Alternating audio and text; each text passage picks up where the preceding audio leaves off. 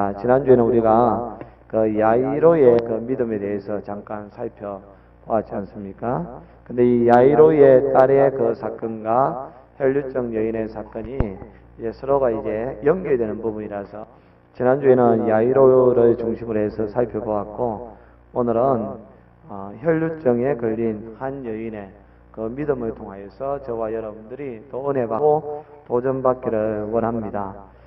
이제 야이로의 딸이 이제 죽게 되어서 이제 야이로가 예수님에게 자기 집에 가서 손 얹어서 구원을 얻게 해주십시오. 그냥 기도해 주십시오. 그러면 우리 딸이 살겠습니다. 라고 이제 이야기를 하고, 이제 예수님이 같이 이제 야이로와 함께 가는 도중에 이제 혈류증 앓은 한 여자를 만나는 사건입니다.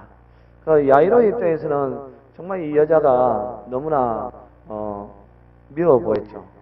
지금 자기도 바쁜데 갑자기 한 여자가 등장을 해가지고 예수님의 가는 길을 가로막고 있으니까 얼마나 짜증나겠습니까? 근데 지난주에 야이로는 그런 가운데서도 분노하는 장면도 없고, 그 이 상황 가운데에 야이로가 등장하는 장면이 없는 것을 봤을 때에 묵묵히 인내하는 그런 신앙의 모습을 보여주었다라고 제가 말씀을 드렸는데요. 우리가 알아야 할 것은 우리는 내가 늘 중요하고 급하고 정말 나만 가장 힘든 것 같고 또 나만 가장 소중한 것 같고 그렇게 생각할 때가 많이 있습니다. 그러나 예수님의 관점에서 봤을 때는 누가 소중하고 누가 더 소중하고 그런 것이 없는 것입니다.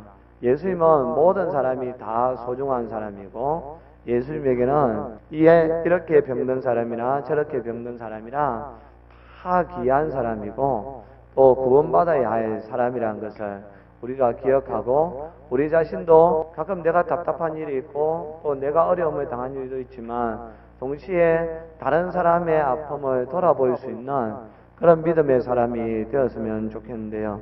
특별히 이 가운데에 이 혈류증 걸린 이 여인을 통해서 정말 이 여인이 가지고 있는 몇 가지 믿음, 그것을 우리가 좀 살펴보고 우리 또한 도전받고 그러한 신앙을 가지고 살아갔으면 좋겠습니다. 이 혈류증 여인을 통해서 우리가 첫 번째 배울 수 있는 믿음은 뭐냐면 포기하지 않는 믿음이죠. 25절 말씀을 다시 한번 더 우리 봅시다. 12해를 혈류증으로 알아온 한 여자가 있어 라고 기록되어 있습니다. 12년 동안 동일한 병을 인하여서 고통받고 있는 한 여인의 모습이죠. 여러분, 긴 병에 효자가 없다는 말도 있지만 사실 긴 병에 그 소망도 별로 없습니다. 사실 우리가 어떤 고치지 못하는 그러한 질병에 걸렸을 때에 어느 정도는 희망을 좀 가지고 삽니다.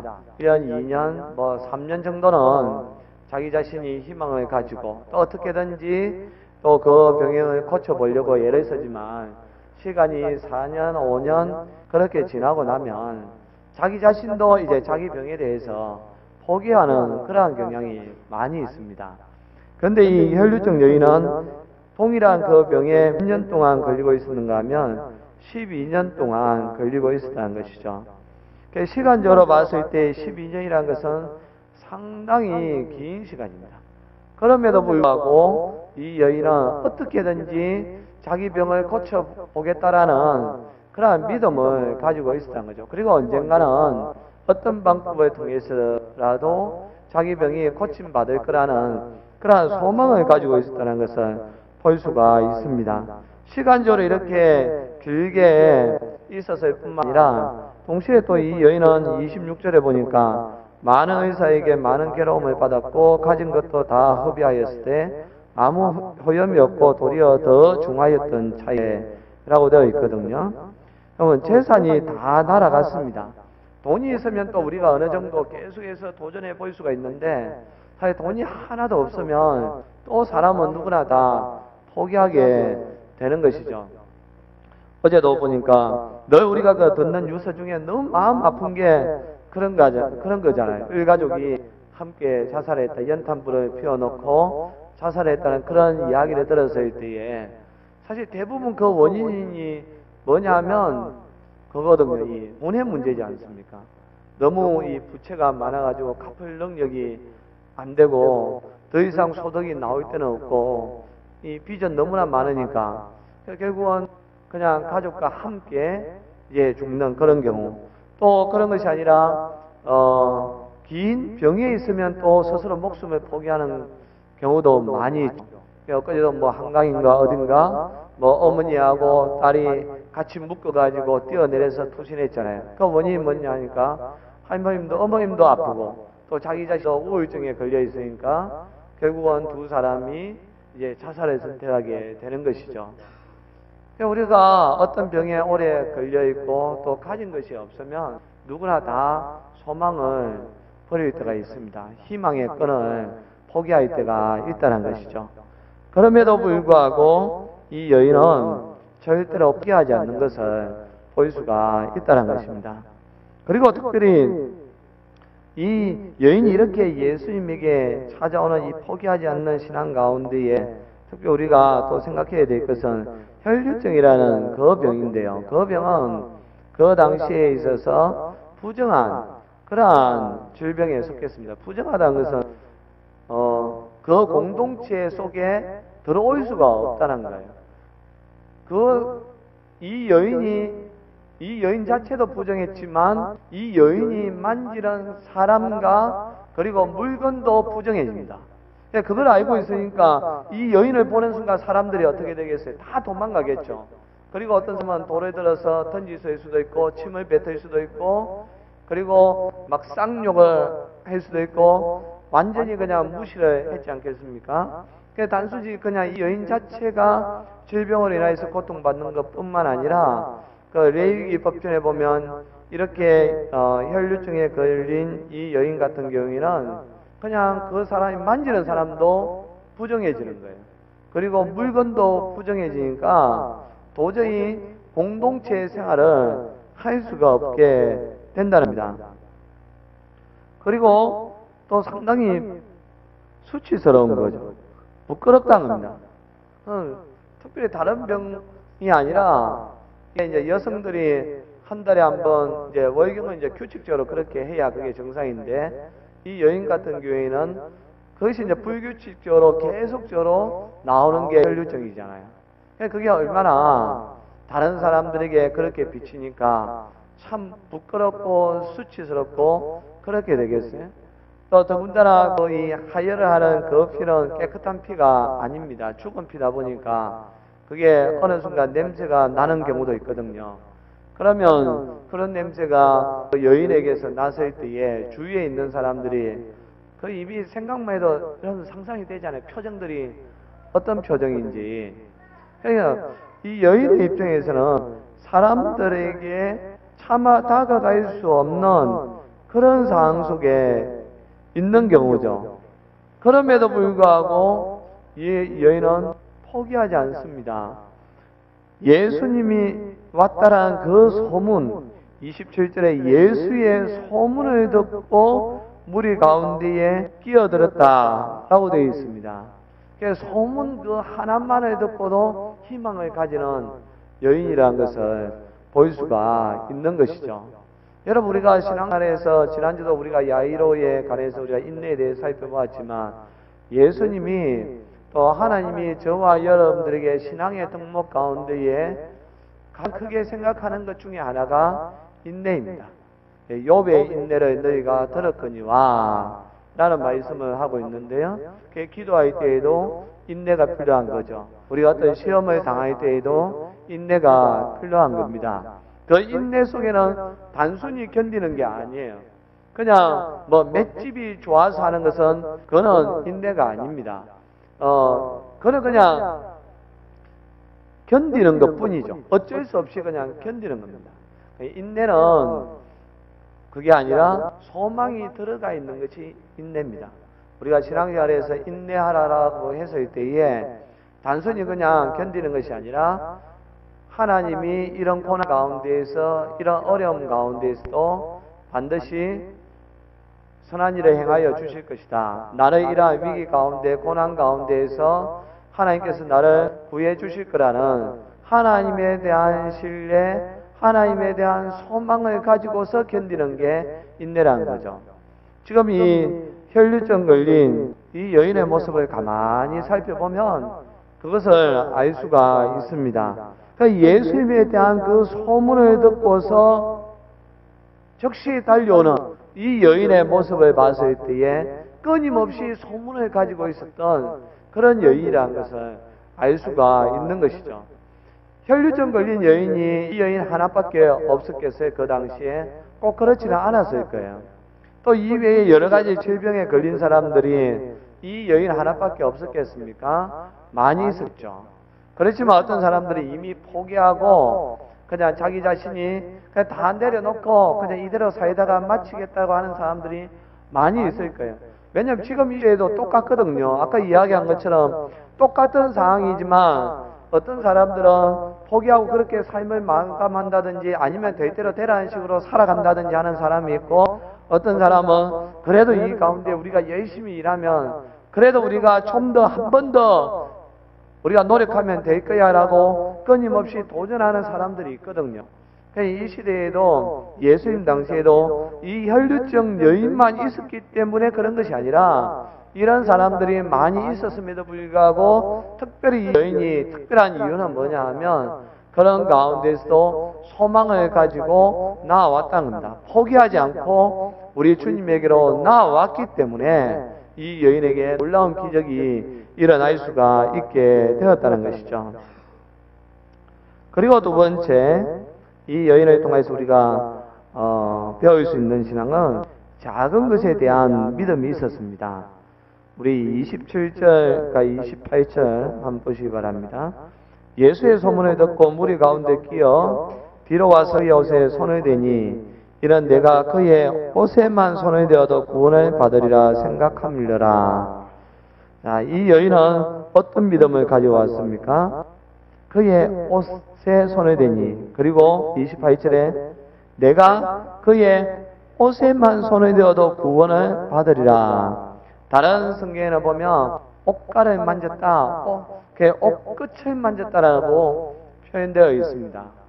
그러니까 이 여인의 믿음은요, 그러니까 예수님이 와서 막 안수해주고 끌어 안아주고 축복해주고 통성기도 해주고, 물론 그러면 좋겠지만 그러나 자기 자신이 지금 그렇게 나갈 수 있는 입장이 아니에요.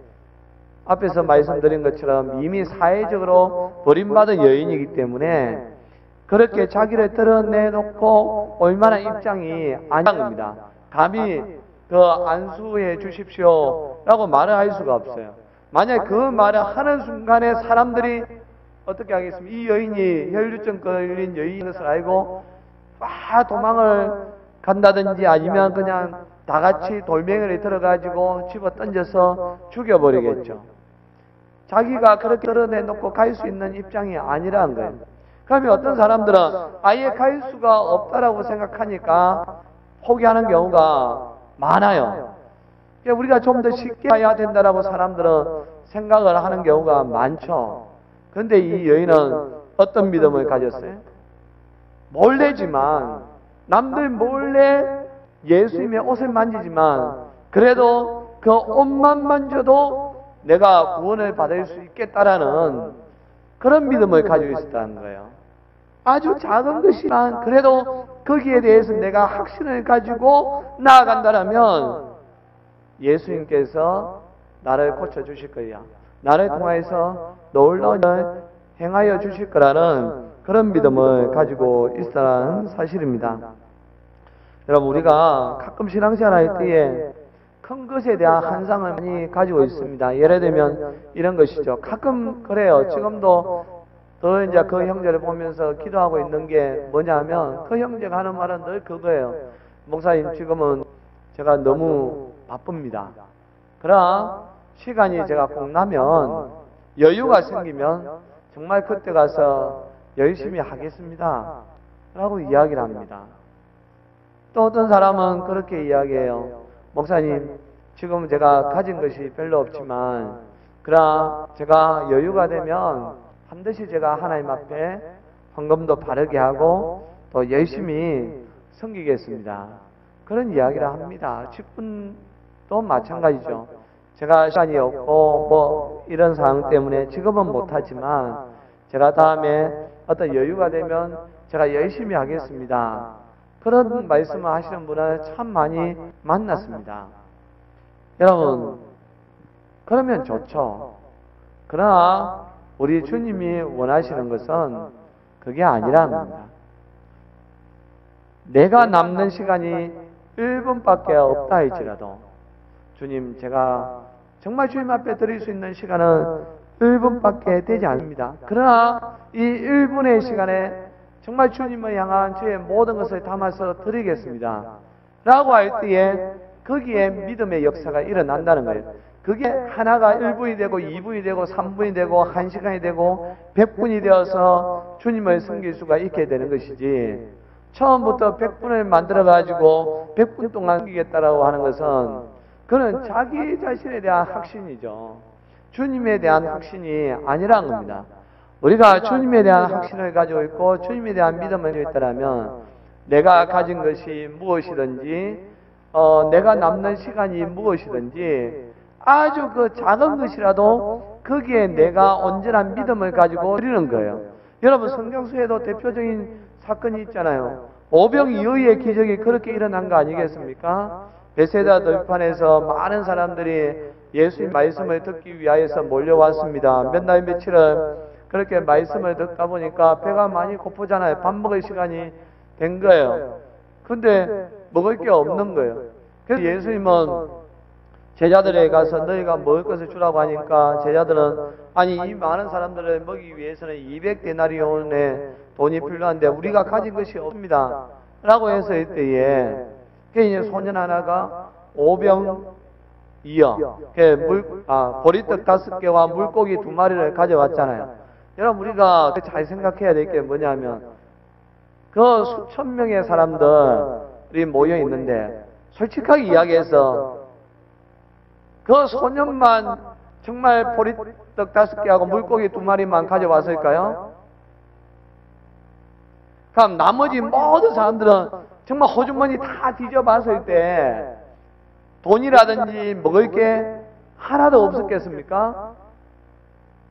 절대 그럴 리가 없어요. 먹을 게 없더라면 분명히 뭐 사 먹을 거라 돈이라도 챙겨 왔을 거예요. 그런데 그 많은 사람들 중에서 예수님에게 드린 사람은 소년 하나밖에 없었다는 거죠. 왜 그랬어요? 물론 욕심이 있어서 그랬을 수도 있지만 자기들이 계산을 해보니까 내가 설령 10만 원을 가지고 있더라도 이거 뭐 줘봐야 이 수천 명의 사람들은 못 먹인다고 생각하니까 어차피 줘봐야 이거는 불가능한 거니까 내가 줄 이유가 없다 해가지고 다들 다 가만히 있는 거예요. 근데 이 소년은 참 순수해요. 그래서 예수님이 너희가 어린아이들과 같이 하지 아니하면 천국에 갈 수 없다는 말이 그거 딱 맞는 말이에요. 아이들은 계산적이지 않아요. 그냥 나한테 있는 게 있으면 주고 없으면 뭐합니까? 달라고 하고. 아이들의 신앙은 아주 순수한 것. 어쩌면 하나님이, 예수님이 저와 여러분들에게 원하는 신앙이 그런 거라는 거예요. 물론 내가 이것을 통해서 뭐 이 공동체에 아니면 이 나라에 뭐 사실 표가 안 날 수도 있겠지만, 그러나 내가 가진 것이 무엇이든 내 능력이 무엇이든 그리고 내가 가지고 있는 시간이 얼마가 있든지 간에 거기에 주님, 내가 드릴 수 있는 것은 이것밖에 없지만 이것을 통하여 하나님께서 놀라운 일을 행하실 거라는 그 믿음을 가지고 드리겠습니다라고 하면 그 다음 일은 누가 합니까? 우리 하나님이 하신다는 거예요. 하나님은 우리 하나님에게는 하나나 만 개나 똑같은 거예요. 하나님이 일하실 때는 한 개로서도 1000만 개 일을 할 수도 있고 1000만 개를 가지고 한 개 일을 할 수 있는 분이 우리 하나님이시거든요. 그런데 우리 사람들은 늘 숫자 중심적으로 살아갈 때가 많아요. 얼마나 계산이 빠른지 몰라요. 그래서 자기 이름이 드러나지 않으면 헌신하지 않는 경우도 참 많이 있다는 겁니다. 내가 이걸 해봐야 무슨 표가 나겠냐 해서 하지 않는 경우도 많이 있다는 거예요. 여러분들 그러지 마시고 아주 작은 것 하나나 할지라도 믿음을 가지고 하나님 앞에 드리고 시간을 드리고 여러분들의 재능을 드린다면 정말로 수많은 놀라운 일이 일어나게 된다는 겁니다. 이제 올겨울에도 또 준비하고 있는데요. 지난 여름에 우리가 이제 선교를 갔다 왔잖아요. 우리 개척교회로서는 아직까지 사람들이 얼마 없으니까 자체적으로 가지를 못하죠. 그래서 대부분 장교회들은 선교를 포기하는 경우가 많이 있습니다. 그분들 마음도 그런 거죠. 다음에 사람들이 많이 생기고 그 다음에 제주로 여유가 있으면 선교하겠다. 선교의 당위성을 갖다가 포기하는 것은 그 사람들도 아닙니다. 그 교회도 아니고 선교가 중요하지 않다라고 생각하지 않는 것도 아니에요. 정말로 선교가 중요하다는 것도 알고 선교가 필요하다는 것도 알죠. 그런데 그분들의 생각은 그래요. 지금은 못한다는 겁니다. 지금 우리가 가진 것도 사람도 없는데 어떻게 하냐는 거예요. 저도 이제는 늘 그런 고민을 안고 있었는데 그때 이제 생각한 게 이제 이 오병이어처럼 이 혈루증 여인처럼 비록 우리가 자체적으로 하지 못하지만 그러나 나라든지 또 우리 성도들 가운데에 뜻이 있는 사람이 몇 사람이 한다라면 그리고 우리처럼 함께 하기를 원하는 사람들과 같이 간다라면 그건 또 하나의 큰 힘이 되잖아요. 그래서 올여름에 20명이 넘는 사람들과 여러 교회의 사람들과 함께 남해 선교를 갔다 왔고 정말 잘 마쳤지 않습니까? 이제 올겨울에도 이제 산청 생비랑 쪽에 지리산 밑에 지금 갈 계획을 세우고 있습니다. 그래서 또 여러 팀들과 여러 사람들과 함께 지금 기도하고 있는데요. 우리가 가진 것은 못한 것 같지만 그러나 나라도 그렇게 하겠다라고 하면 또 그런 사람들이 모이면 그것이 큰 힘이 되어서 놀라운 일을 할 수가 있다는 것이죠. 마태복음 25장에도 보면 양과 염소의 비유도 이제 그런 내용입니다. 이제 상 마지막 날에 인자가 그 예수님이 심판주로 오시거든요. 그래서 그때에 목자가 양과 염소를 갖다가 분리하듯이 의인과 죄인을 갖다 악인을 분리하겠다라고 했습니다. 그런데 그 기준이 뭐냐면 예수님이 그렇게 이야기합니다. 그 의인들을 향해서 내가 배고플 때에 또 내가 줄일 때에 내가 고난당했을 때에 내가 갇혔을 때에 너희가 나에게 먹을 것을 주었다라고 이야기합니다. 그 의인들 입장에서는 기억이 안 나는 거예요. 내가 예수님에게 준 적이 아무것도 없는데 내가 뭐 정말로 많은 걸 대접하고 싶었지만 대접한 게 없었는데 왜 나를 의인이라고 이야기하지? 그때 예수님이 이런 이야기 하시지 않습니까? 이 어린 소자 하나에게 한 것이 곧 내게 한 것이라고 이야기합니다. 지나가는 정말로 연약한 사람들에게 밥 한 끼 해주고 그 다음에 할아버지 할머니 무거운 짐 들고 있으면 그걸 대신 짊어 들어주고 그리고 교회에서 아무도 보지 않는데 청소 한번 해주고 그렇게 하는 거 그게 곧 예수님이 한 거라고 한 거죠. 아주 작은 거잖아요. 그런데 그 작은 것을 사랑하는 마음으로 하니까 그게 곧 예수님에게 한 것이라고 이야기하고 그것을 통해서 예수님이 의인과 악인을 구분하겠다고 이야기하는 거예요. 여러분 그래서 뭐 세상에서 막 드러나는 거 그거 좋아할 거 없습니다. 절대로 그것 가지고 하나님이 우리를 천국에 보내주고 지옥에 보내주고 그렇게 하지 않아요. 도리어 예수님처럼 정말 이 땅에 와서 이때에 소외된 인생으로 살고 고난 가운데 살고 그런 가운데에 그 예수님 위해서 기도해주고 막달라 마리아처럼 향유를 부어주고 한 그 사람들이 하나님에게 인정받는다는 거예요. 아주 작은 것이라 할지라도 우리가 믿음을 가지고 사랑을 가지고 하면 거기에서 놀라운 기적이 일어나는 것이죠. 혈증 여인은 그런 믿음을 가지고 있었다는 겁니다. 내가 예수님의 그 옷만 만져도 참 구원을 얻겠다. 내가 나음을 입겠다라는 그런 믿음이 있기 때문에 이 여인에게 치유의 역사가 일어나게 된 것이라는 거죠. 그래서 예수님도 우리를 향하여서 뭐 큰 믿음 가지 말고 겨자씨만큼의 믿음을 가지고 있으라고 이야기하잖아요. 그 겨자씨가 눈에 보이기에는 너무나 작은 것이지만 그래도 그 안에 뭐가 들어있답니까? 생명이 들어있잖아요. 여러분, 생명이 들어있으면 그게 역사가 일어납니다. 내가 아무리 작은 사람이라 할지라도 예수님이 나 안에 들어와 있으면 나를 통하여서 놀라운 일이 일어나게 되어 있는 거예요. 그러니까 자꾸만 뭔가 큰 것을 생각하지 말고 과연 내 안에 예수님이 계신가?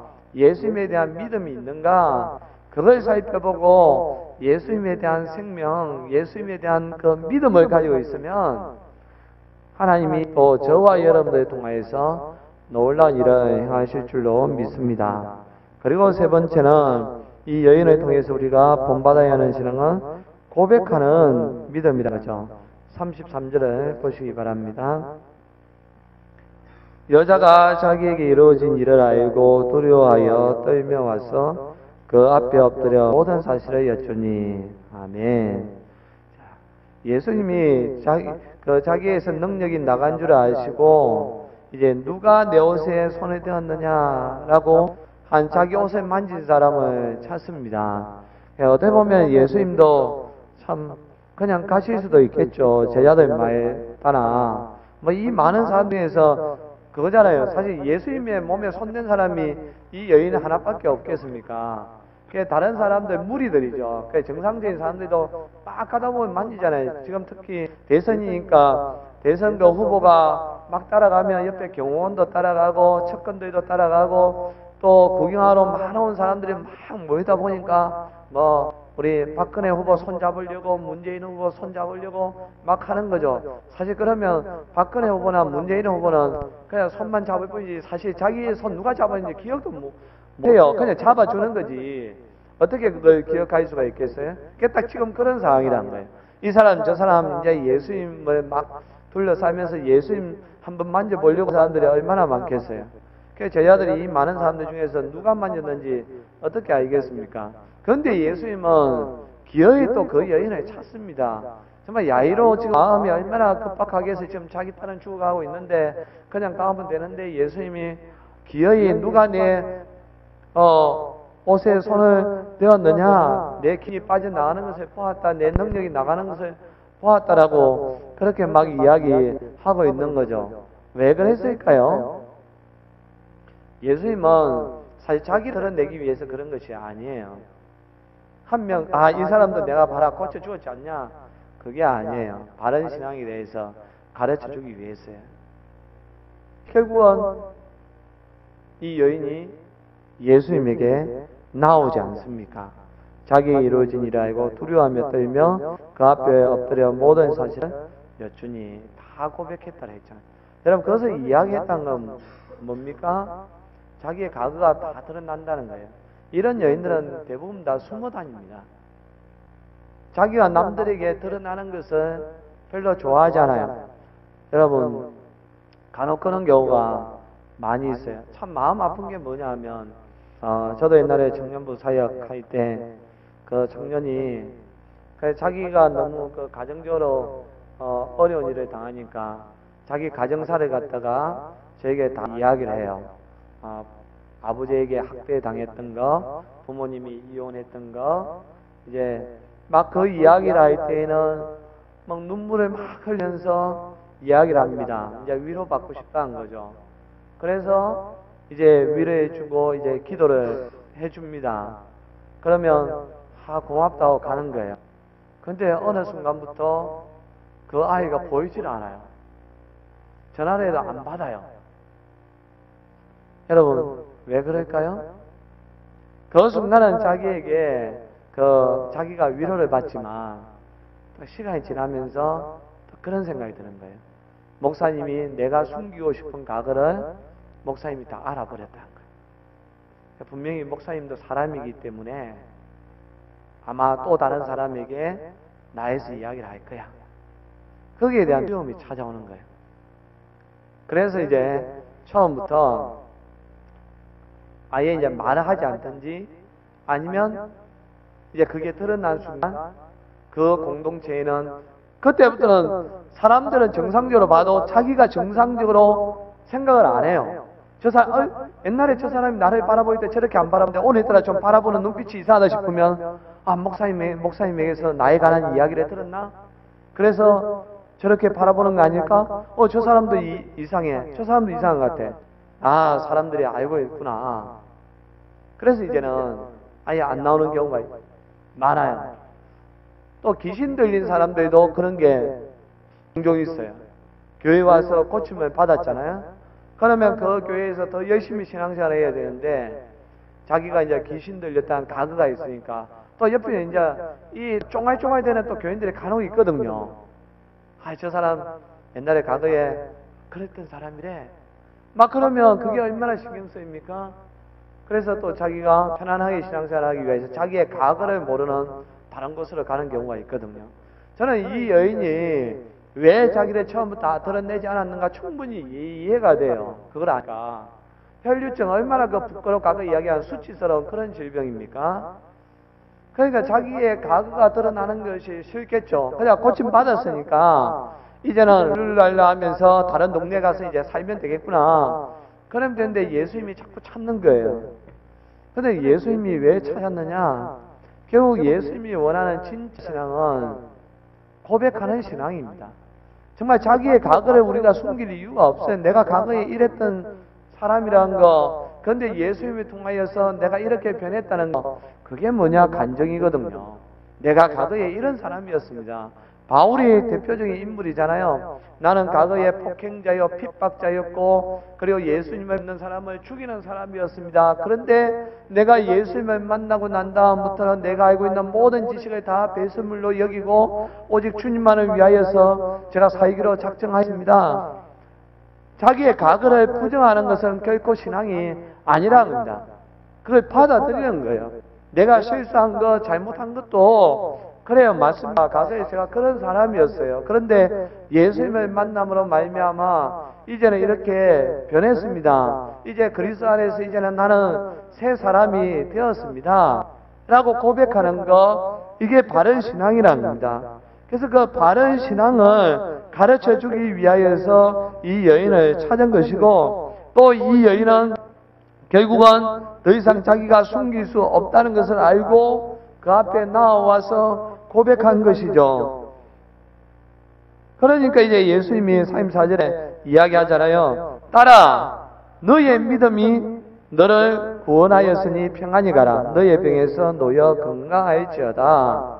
그래, 너의 그 믿음 속에는 앞에서 이야기한 거 포기하지 않는 신앙, 그리고 아주 작은 것이라도 확신을 가지고 나오는 그런 신앙도 있지만 고백하는까지 포함되어 있다는 거예요.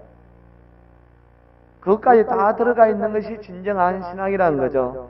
그래서 로마서 10장 9절에도 이야기하고 있지 않습니까? 사람이 마음으로 믿어 의에 이르고 입으로 시인하여서 구원에 이르느니라. 입으로 시인하지 않으면 절대로 그는 온전한 구원이 아니에요. 여러분, 우리가 예수님을 믿음으로 말미암아 구원을 받죠? 그런데 왜 교회에서는 세례를 받아야 된다라고 할까요? 왜 또 세례를 공개적으로 할까요? 바로 오늘 이 혈류증 여인과 마찬가지라는 겁니다. 예수님을 믿음으로 말미암아 구원을 받지만, 그러나 그것을 많은 사람들 앞에서 고백하지 않는 구원은 온전한 구원이 아니라는 거예요. 그래서 세례를 많은 사람들 앞에서 공개적으로 하는 겁니다. 물론 뭐 특별한 나라 핍박을 받고 있다든지 도저히 드러낼 수 없는 그런 상황이라면 어쨌지만, 그러나 그래도 믿음의 공동체 사이에서는 손을 들고 선서를 하는 거예요. 그리고 예수님은 나의 구주로 영접하겠다라고 또 그렇게 예라고 또 이야기하는 거예요. 그리고 공예배라든지 또한 교인을 지켜야 할 의무에 관해서도 앞으로 내가 그러한 생활을 하겠습니다고 그렇게 예라고 이야기하는 거예요. 그것까지 나아가야 진정한 신앙인의 모습이라는 거죠. 그것을 지금 이 혈류증 여인을 통해서 예수님이 우리에게 알려주시기 위하여서 바쁜 가운데서도 기어이 이 여인을 찾았다는 사실이다. 저와 여러분들도 마찬가지입니다. 이 시대의 문제 가운데 하나가 뭐냐면 고백하지 않는다는 거예요. 여러분, 우리가 크리스찬 인구가 뭐 1000만 이야기하지만 사실 직장에 나가서 학교에 가서 교회 다니는 사람 파악해보면 그만큼 안 됩니다. 직장 생활 속에서는 철저하게 자기를 숨기는 사람들이 상당히 많다는 거예요. 참 그리스도인의 모습이 아니라는 거예요. 이런 혈류증 여인도 자기의 그 부끄러운 과거를 다 드러내면서까지 고백하는데 우리는 왜 신앙생활 할 때에 왜 그 신앙을 숨기면서 사냐는 거죠. 그렇기 때문에 능력이 안 일어나는 거예요. 교회에서만 능력이 나타나지 세상에서는 능력도 안 나타나고 변화도 안 나타난다는 겁니다. 우리가 이 혈류증 여인을 통하여서 우리도 같이 도전받기를 원합니다. 여러분 포기하지 마시기 바랍니다. 어떤 문제이든지 절대로 포기하지 마시고 소망을 가지고 하나님을 신뢰하고 나아가세요. 그럼 반드시 하나님께서 이루어 주십니다. 그리고 아주 작은 것부터라도 여러분 하나님 앞에 드리세요. 정말로 시간이 1분밖에 없다. 1분 동안 기도하세요. 정말로 그 기도 가운데에 확신을 가지고 기도하세요. 정말 예배를 10분밖에 드릴 수 없다. 그 10분이라도 차라리 뭐 10분 가서 뭐 예배 드리겠냐 생각하지 말고 내가 10분밖에 안 되지만 10분이라도 온전히 하나님 앞에 예배 드리겠다. 그런 마음 가지고 오세요. 그러면 기적이 일어납니다. 내가 가진 게 100원밖에 없다. 여러분 100원이라도 속에 믿음을 가지고 헌금을 하세요. 그러면 그 100원이 정말로 뭐 억이 되고 뭐 100억이 될지 그건 아무도 알 수가 없는 거예요. 믿음을 가지고 드리느냐 안 드리냐 그거지 금액이 중요한 게 아닙니다. 시간이 중요한 게 아니라는 거예요. 바로 이 혈류증 여인을 통해서 그걸 배울 수가 있는 거죠. 그리고 우리 고백하며 살아야 되는 거예요. 내가 교회에 있어 하나님을 찬양하지만 세상 속에서도 여러분 부끄러워하지 마세요. 설령 그 사람들이 나의 과거를 안다 할지라도 여러분 부끄러워하지 마세요. 그리고 현재의 모습 내가 좀 부족하다 싶더라도 부끄러워하지 마세요. 고쳐 나가면 돼요. 주님을 닮아가면 돼요. 그렇게 우리가 예수님을 고백하며 나아갈 때에 이 혈류증 여인을 향하여서 예수님이 축복하지 않습니까? 평안히 가라. 여러분 그렇게 될 때 우리가 평안한 삶을 하는 거예요. 내가 무엇으로부터 묶여있는 것에서부터 자유함을 누리며 살 수 있는 거예요. 그러한 신앙생활을 하는 저와 여러분들 될 수 있기를 바랍니다. 기도하겠습니다.